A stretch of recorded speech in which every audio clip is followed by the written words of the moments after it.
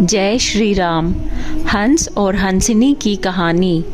एक बार एक हंस और हंसिनी हरिद्वार के सुगम्य वातावरण से भटकते हुए उजड़े वीरान और रेगिस्तान के इलाके में आए।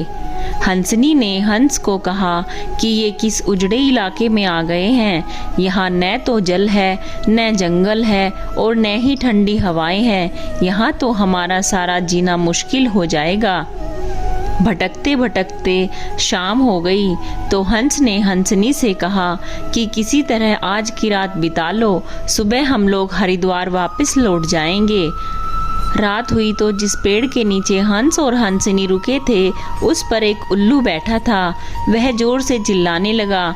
हंसिनी ने हंस से कहा, अरे यहाँ तो रात में सो भी नहीं सकते, ये उल्लू चिल्ला रहा है।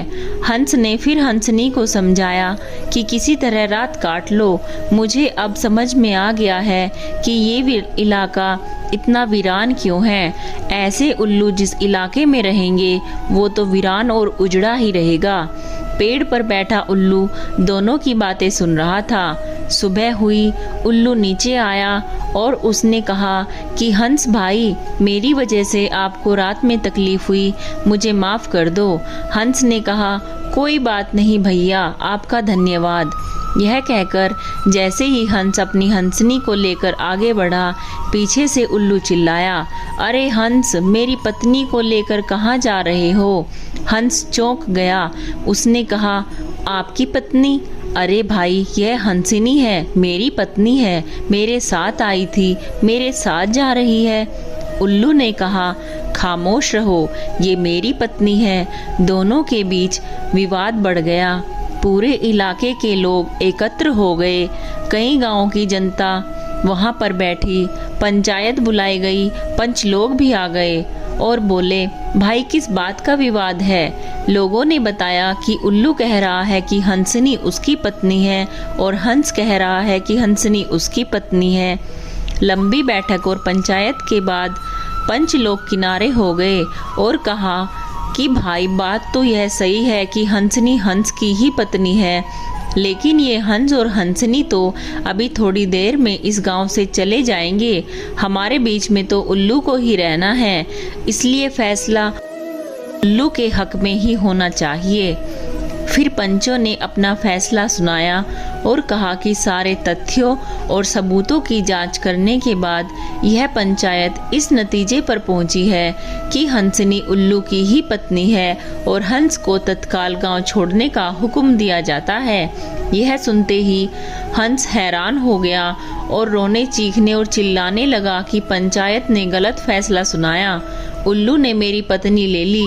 रोते चीखते जब वह आगे बढ़ने लगा तो उल्लू ने आवाज लगाई, ए मित्र हंस, रुको।